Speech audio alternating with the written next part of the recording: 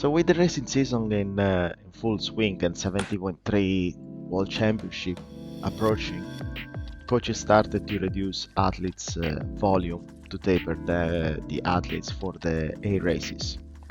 And the common feeling from the athletes is a sense of guilt that they build because they don't train like the peaking weeks before. We are again in the periodization topic.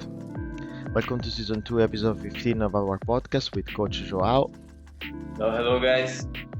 Coach Alessio, Buongiorno. Coach Melina, Morning, everyone.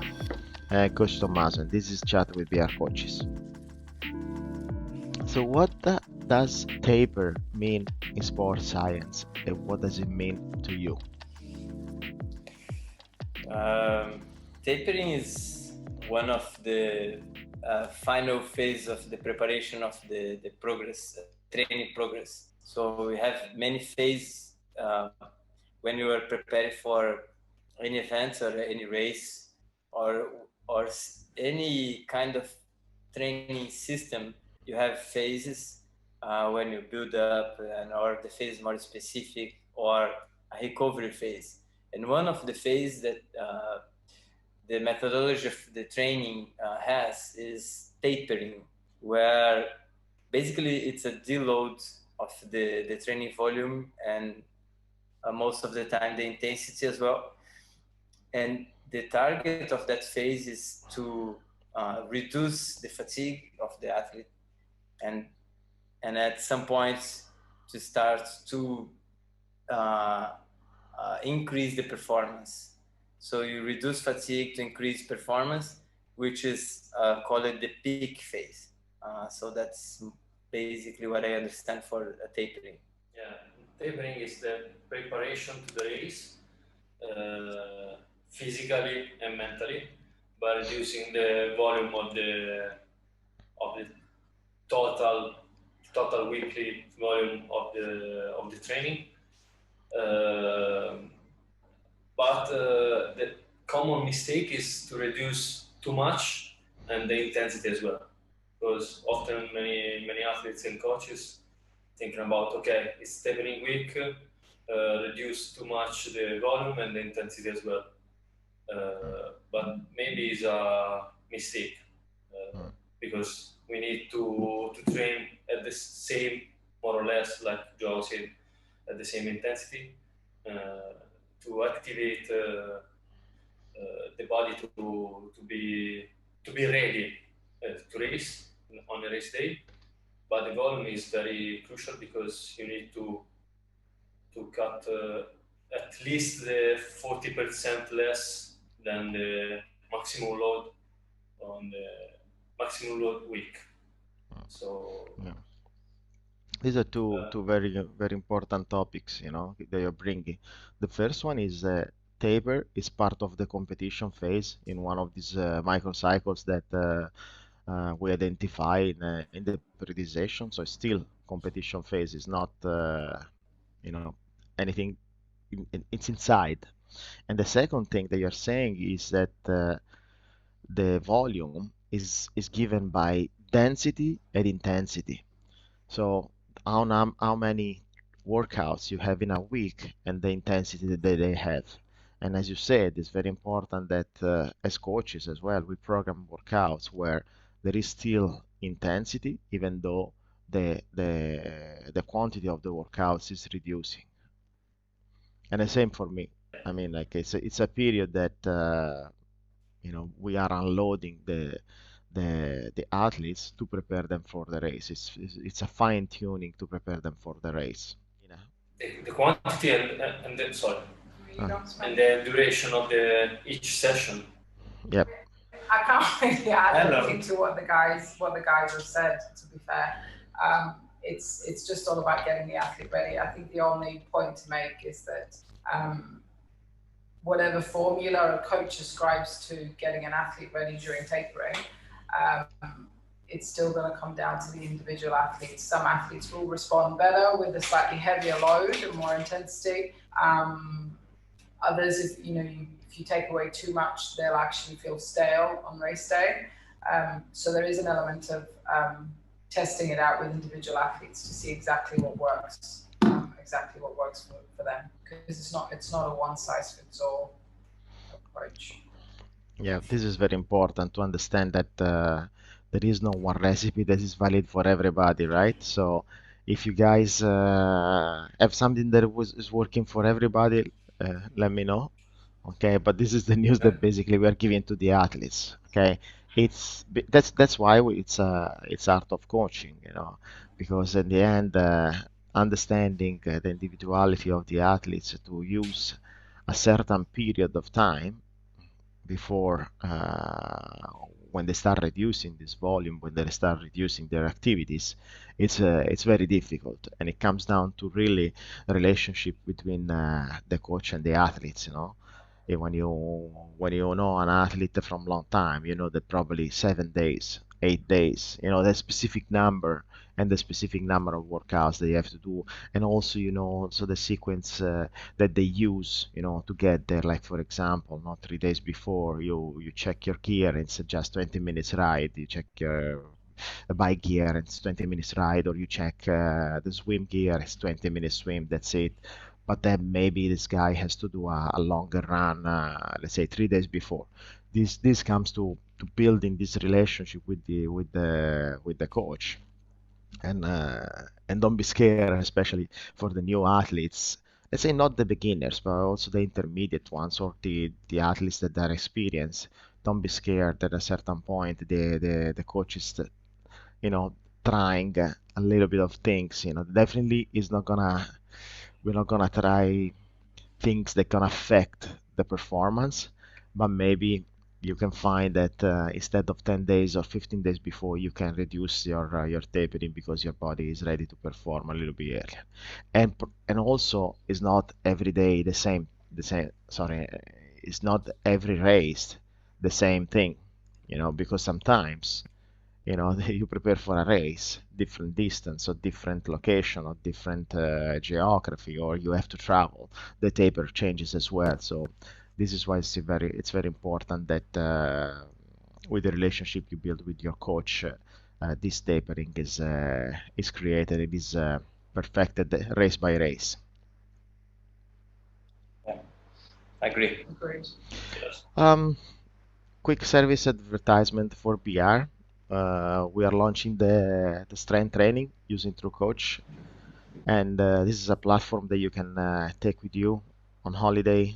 If you cannot take your bike, take your coach with you in a in a in a training way. So with the True Coach, you will find plans that are personalized and designed for you. These are strength training plans. If you want any details, just contact BR Performance Studios for your personalized plan. And we take 30 seconds break, and I go to sleep.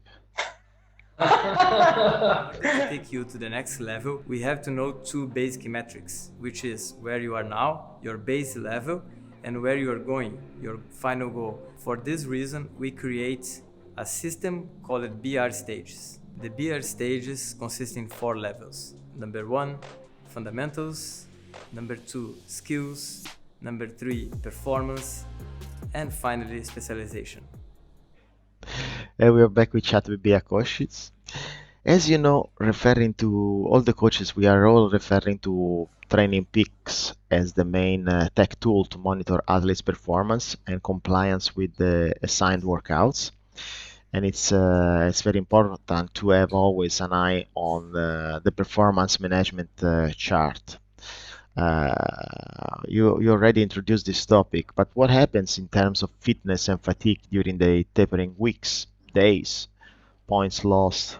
Okay, what do we gain and what do we lose in terms of performance?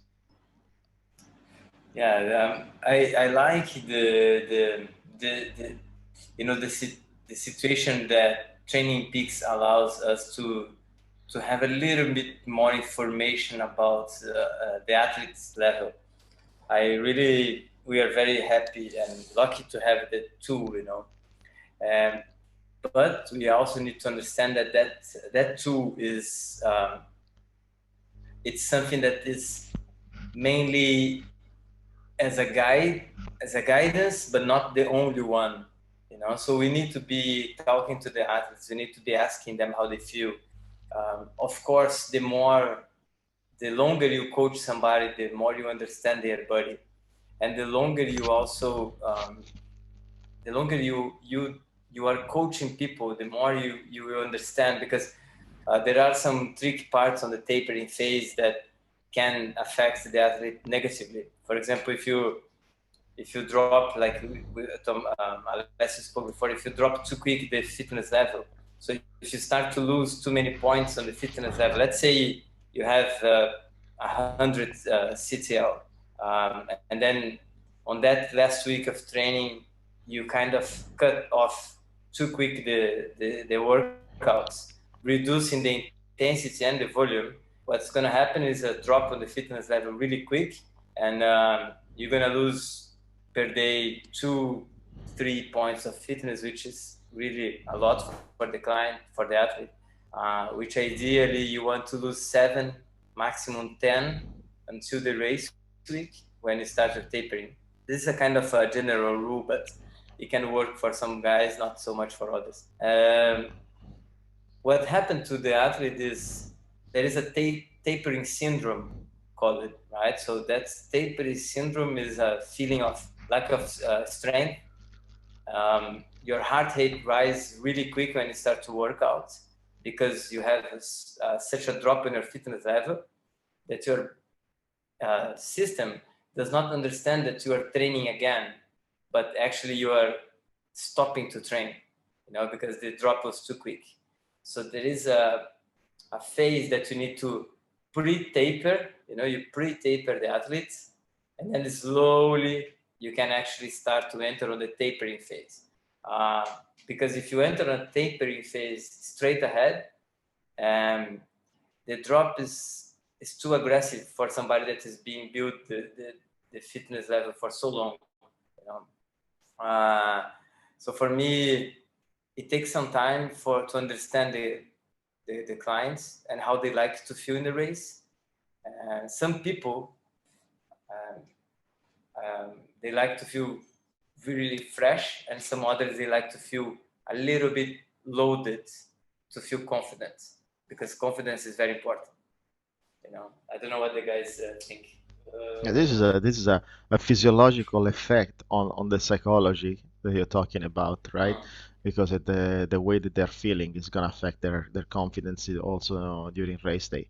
I just open a parenthesis and then Alessio, you can continue. So Joao was talking about the CTL, which is the fitness per se, which means chronic training load. Okay, this is from the performance management chart on Training Peaks.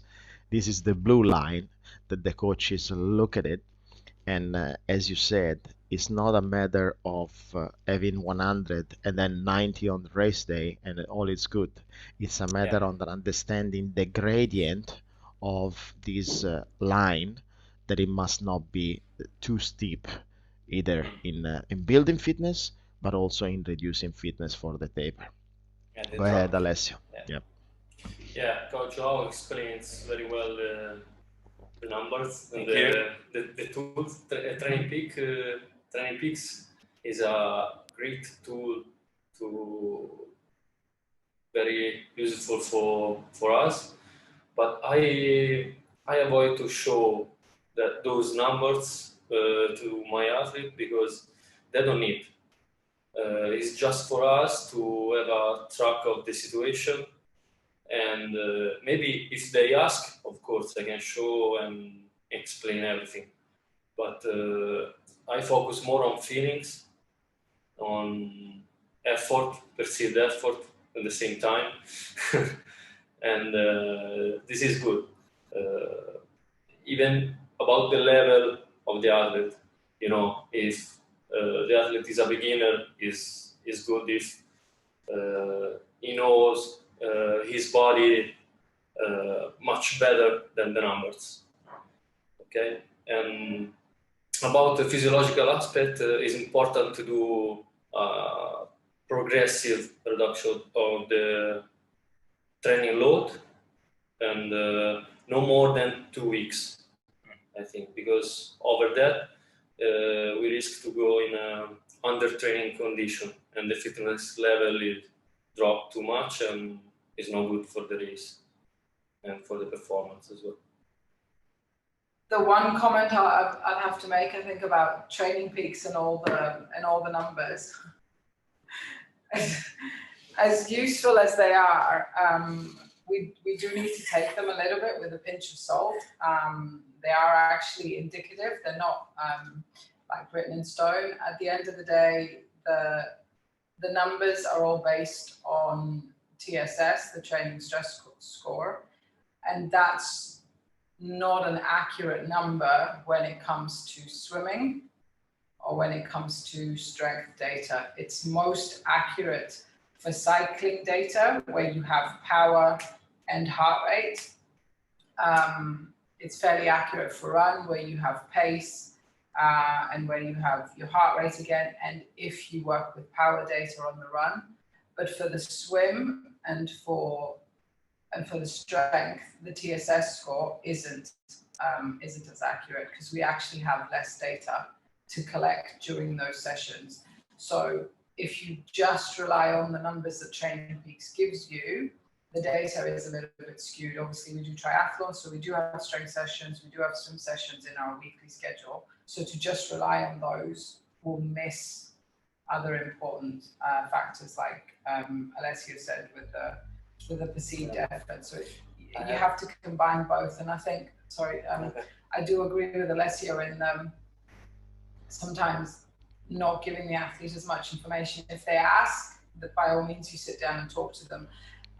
The athletes can see when they go onto Training Peaks app on their phone, it automatically shows what their numbers are, and they can start to get really stressed about, oh my God, my fitness is down, my fatigue is up, or whatever, and they get really obsessed by those numbers. So it's important to tell them that, okay, they're useful numbers, but they're just an indication of where you are. They're not, it's not the whole picture. So they need to learn to rely on themselves and trust how they feel and learn what their body is doing. I think this is a very, very important topic. Sorry, Thomas, because sometimes mentally you see people building their entire confidence of performance on that fitness level number, 100. Oh, I'm very good. I'm 100 fitness level. And that's mentally give them confidence to train more and harder. And then if they are 90, which means like actually nothing, it's 100. We know that 90 and 100, they're going to perform it the same way, exactly the same way. There is no difference. It doesn't mean that because I'm 90 CTL or fitness level, I cannot ride the bike half an hour more than when I'm 100. That's not true at all, right? We know that as a coach, but they think that this is the way the body reacts, because the body has a bottom. 100, you can train more. At 90, you cannot train more. So what happened mentally to them is they rely so much on that number that it's affect them in a very negative way during the training sessions and during the preparation for the race. And then they actually believe that they are not fit anymore. So the whole chain starts to fall apart, the whole preparation, everything that you build, because they see a drop on that number. And this happens when they are in holiday, when they are having some injury or a flu or a cold, or they had a heavy night with their friends. So the whole thing is about a misunderstanding of what is that number and why the coach, they look to the number, but they also look to the entire picture of hours of training, lifestyle, and heart rate, the feedback of the clients, the way that the client perform in the sessions. Not that number is one little point that we look over another 50 points, that they are not on Training Peaks. Yeah. This brings two important areas, I think. The first one is that there are a lot of self-trained athletes, so they use the tool in a way that no, they use a tool that is not designed for self-train. As you said, it's Yeah. designed for a coach to review it and explain things and blend into this thought, into this picture that I just showed, elements that are not in there. Okay, so this is something that athletes that are not body aware, because at a certain point it always happens, oh, I'm gonna self-coach myself. After 2 years, 3 years, you're like, yeah, maybe I can do it. And you copy and paste whatever has happened before. Even though your body is changing, your body awareness is changing, your mind strength is changing. So it's something that you try. And you try to use those numbers, but they're not designed for self-coach. This is my personal opinion. The second thing is that this is not an artificial intelligence. Even if at a certain point there's been talks, and I remember I had a discussion with Joao a few years back, that the willing of designing an artificial intelligence, an AI that could solve, the problem. You just put everything in it. No, it doesn't work yet, but it doesn't work in principle, because it's like, doing a bike fitting of a tool for an athlete that you don't know. You put him there, boom, done fitting, just because you saw it, but then you don't know his history, his problems, his lifestyle, anything that is related to the person. So AIs are really great. Still, I feel in sport, it's an area that needs a lot of improvement before we say, okay, this computer is gonna solve all my problems, and then coaching done. We don't need the coaches anymore because I pay, a software. So these are my areas that I'm concerned. But every now and then, athletes ask about this beautiful chart that they found on Training Peaks, because it's in the dashboard, so it just Yeah, jumps to their it's attention. just And that. yeah, and so every now and then I need to study back again the meaning and the and the colors, what they mean, and how they move around. Okay, let's take 33-second break, sorry. Service advertisement for BR is the fuel station. Basically, we are partnered with the sponsor and stealth products. So if you need your fueling package, talk to your coach, talk to your nutritionist, and book your fuel plan, and it's gonna be delivered to your house or to Classic Tuesday. We take 30 seconds break. Usually when a person is stressed and they're trying to work on healthier habits, and that's what happens to most of us, is we try to work on healthier habits, but we have certain internal stressors that prevent us from developing those good habits. So we get stressed, and then we stop. So my job is to intervene right at the point where they start and where they stop, so they can continue. So I'm giving them the power and the tools to continue to build these healthy habits long term. We're back with Chat with BR coaches. We understood that tapering is individual. We mentioned it already. And there are so many variables that influence tapering decisions in terms of time, volume, all the techniques that we use. So is there a common technique, a common approach that you use with your athletes when you start the process of tapering? I'm not talking about the same process, but I mean approach that mentally you use as a coach to taper your athlete. What do you do in sequence? Personally, I use a few things to decide how I'm gonna taper the guys. So I use the background of the athlete as a main thing first. So the longer the athlete is on the sport,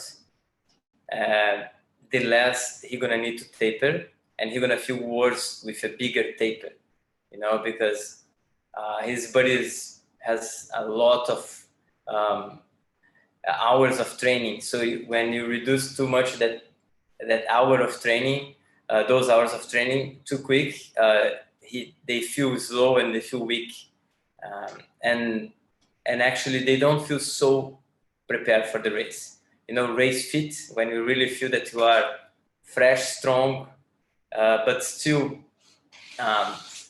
with a good fitness level. And it's very normal on the last week of the race. You feel a little bit like, I don't know if I'm prepared, but doesn't mean that you are not prepared. It's just a feeling because you're training less. But for me, the first thing that I use is the background of the athlete. How long was the build-up phase? You know, if it was a big build-up phase, shorter build-up phase, this is going to change a little bit the tapering.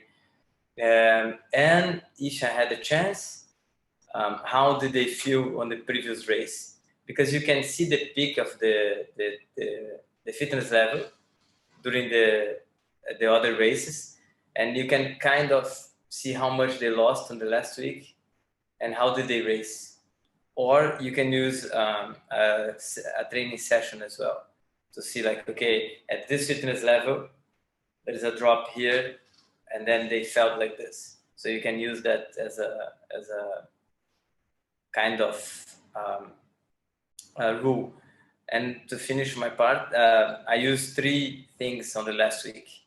I use the first day of the week, I use always a short interval run that they do at least 2 minutes of the same race pace or harder. And then the bike, they do the same. And then they swim, they do the same. So they kind of have to touch a little bit the race zone and over for a short period of time. And a day off 2 days before the race. So if the race is Sunday, let's say Sunday, they train Saturday, but they have day off on Friday. That's what I use.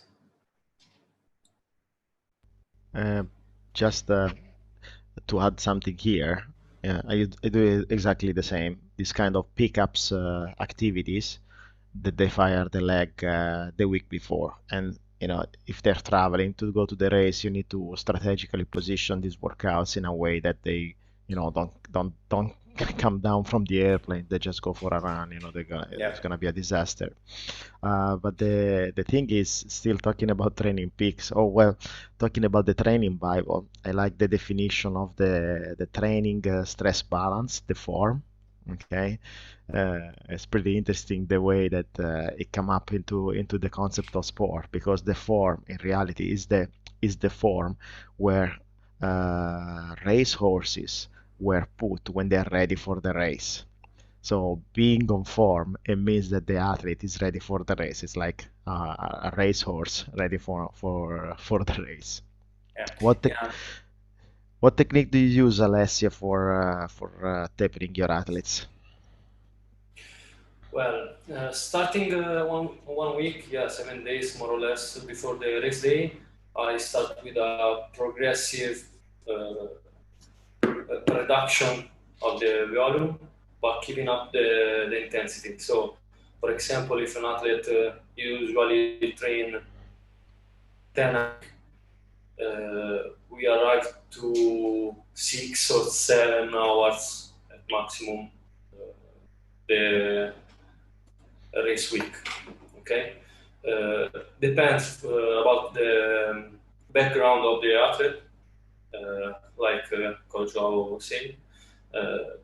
Especially because if the athlete is good good swimmer, and he used to be a swimmer, he don't get fatigued to swim, and is the opposite for the guys who struggle in the water. So dropping gradually the volume, keeping up the intensity, and for almost every athlete, I do the same on Coach Joao. 2 days before the race, the day completely off training, so they can travel or take a massage or go to the physiotherapist or travel, prepare the equipment, and be very with the mind light to the race. So the day before depends to the athlete skill. Usually, for me, I prefer to do a short swimming or a short bike just to check the gear, the wheels, if everything works, and that's it. Just a little acceleration on the bike 20, 37, 2 or 3 times to be ready for the race day, to activate the body and the organism. And that's it. Very, very easy. Looks easy, but it's a long study before. Yeah. Is anybody advising the athletes to go for a party? No, I'm joking. Melina, what do you do as a technique? Maybe someone can do. Why did you ask that question right before you spoke to me? I'm getting a bit worried. Melina has something to do with party before the race.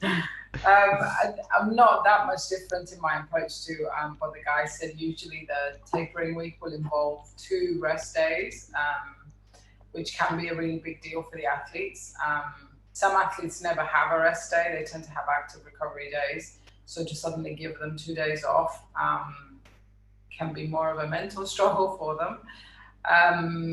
But the reason behind that is to try and give them, I guess, a little bit of downtime to try and focus on all the other stuff that they need to think about. So things like Alessio said, getting all your equipment ready, making sure your bike is okay, focusing on sleep that little bit more. And I mean, at the end of the day, the night before the race, very few people actually sleep.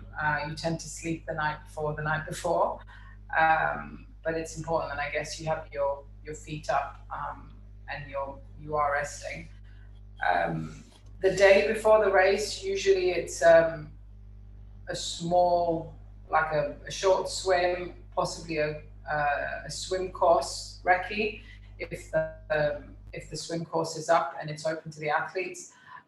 A last minute bike spin, more to check that the bike is okay and everything's working fine, and then just a quick run just to fire up the legs. But that will all depend on what the day looks like.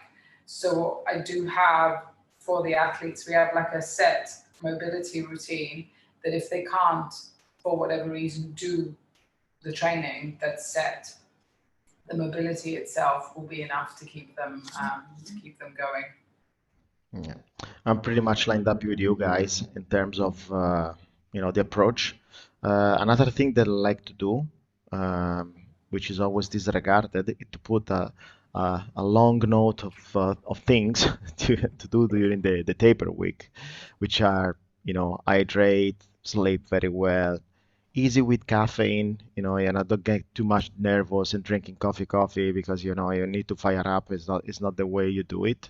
But the athletes, they never read that part, and they ask the things that they worry much more, like for example this feeling of being a little bit sluggish, which is not from the with the intense with the steep drop in fitness, but it's much more related to the fact that they are not training like the peaking phase, a couple of weeks before, and rest is the key for the taper. One important thing that we're gonna advertise now is the BR Monday Coach to Swim at Blue Wave. This is done with Coach Melina and Coach Alessio, but more than this, big congratulations to Coach Melina that finished the swim across the continents in Bosphorus with an amazing time. She was flying. She was on a kite surf. She wasn't swimming. Yeah, with the currents that strong, I think we were all flying down there. Yeah, I would love to do a full distance with that current. The 25 minutes for a 3.8, that's good. So anyway, we have this service that is provided to our athletes and non-BR athletes. Just get in contact with BR Performance Studios to get your spot at Blue Wave Monday evening at 7:30. 30 seconds break.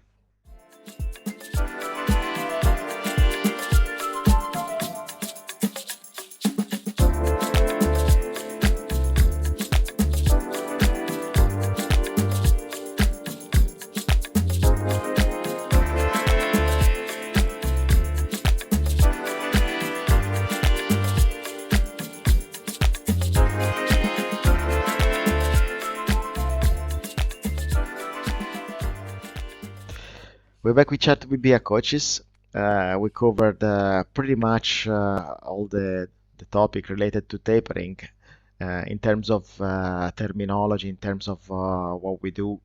And, as a PR, we are athletes before coaches. What does it work for you, Joao, when it comes to taper?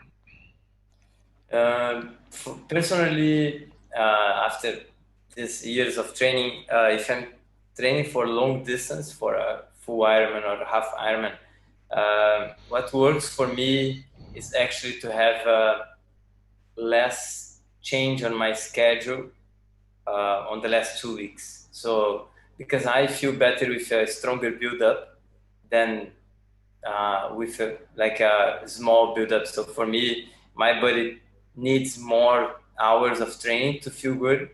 And then if I have too much of tapering the last 2 weeks, I don't feel that I have enough, let's say, energy and fitness to go through the race. If it is pure mentally or physically, I cannot explain. But the way I like to feel, the way I feel that my body reacts better, it's to a less change in the last week. So, for example, 1 week before, I will be doing 3 hours bike, maybe 3 hours and a half bike, and I still gonna run a 15K, and I feel better this way. So what I do feel is like on that month before a full Ironman, I might take one day off in a Sunday, something that I don't do usually, or I'm gonna take another day off eventually. So I start to don't overload all the time. But on the race week, for example, I do a 12K run on a Monday. I'm still gonna swim 3K on the same day. So I don't change so much. What I do is, of course, the intensity of the workouts is less. It's much less. And I use more speed workouts, exercise. So it's not like a big sets, I do shorter sets, but my body at this point adapts better with a less variation on the tapering. But I am doing this for 15 years, and my average volume of training is around 17 to 19 hours per week when I am training for a race. So Body awareness is pretty much your So strength. be You know aware yourself. that not everyone can perform Sustain, this yeah. way. Yeah. What do you use, Yeah. Alessia, for you? I apply the same principles that I use for my athlete that I said before. But as Coach Joe said, I know very well myself. It's not 15 years for me, a little bit less, but almost 10 years. So I know I need to maintain the same number of sessions every week. So I maintain the same frequency of the session of the training, reducing the volume. So maybe half or 14%, 50 or 40% less, but with the same number of the workout. And 2 days before, completely off, and the day before, I usually swim or easy ride. No running because I struggle with so. So for me, it's hard to run, and I don't want any pain on a race day. But usually, I did the day before the race, two sessions, and a day off 2 days before. What about you, Now, Melina? yeah. I try and stick to my routine as much as possible. I try not to change it too much. I would probably swim more than I would in a normal week, mainly because I find swimming is the easiest one for me to use as a recovery and an easy session. And it stresses my body the least compared to the other two.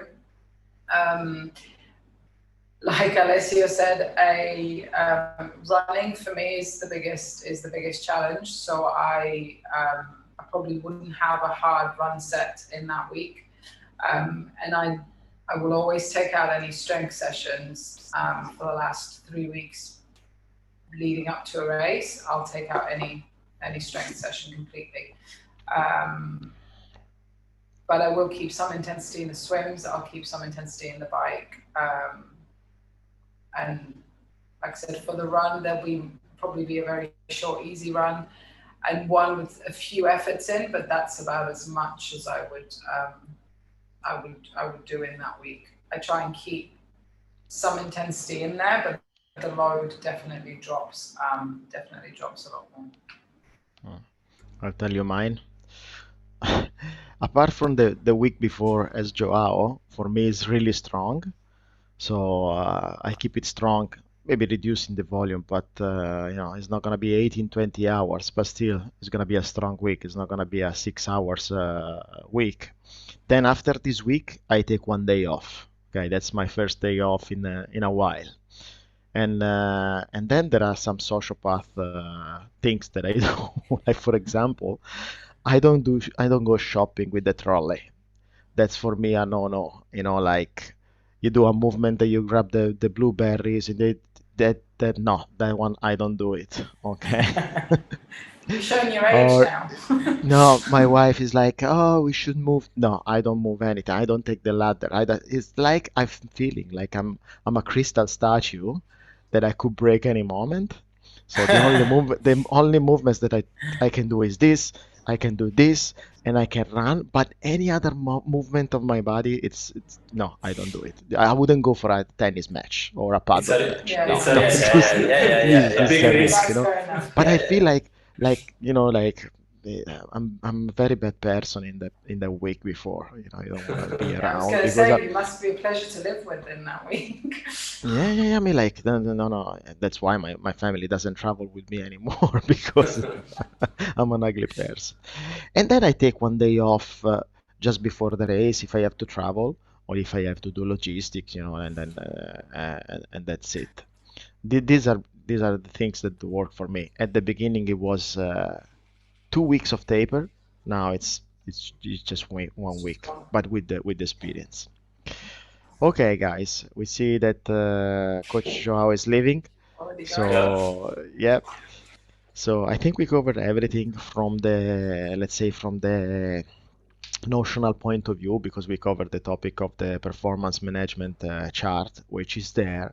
Any athletes have a look at it, and sometimes they ask us questions, but it's not the only thing that we use for tapering. Tapering is part of the competition phase, the competition cycle. So it's a very important part in the process that athletes need to understand, that they will have different feelings depending on the way that they approach, and not all the races and not all the times is gonna be the same, right? And another thing is that there is no generic rules, once again, but we're talking all the times about individual approach, and that's why it's important that we have a strong relationship with the athletes, where they give us the feedback and we give them the feedback, and it's this blending these comments that is gonna make the taper process much better. We also told you important news about tapering, where we are not smashing sessions at that point in that week. We are just checking our energy levels. We're checking gear. We're checking the course. So these are the things that we already spoke in the art of racing.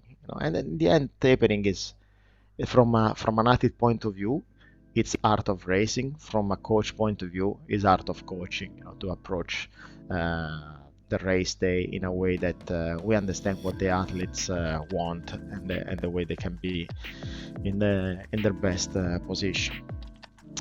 It was a pleasure to talk to you guys once again. If the listeners, you. yes, our athletes are listening and they have questions about tapering or any other topics, just drop us a line. You have the links down here or up there, depending on what you're looking, or maybe there, I don't know. It depends on it depends on what the media guy will do with this video, and just me, and and so you find all the links where you can send us your request, and we will try our best to answer everything. We'll see you next time. Take care. See you. Thank Ciao you. Take Melina, care. ciao Alessio.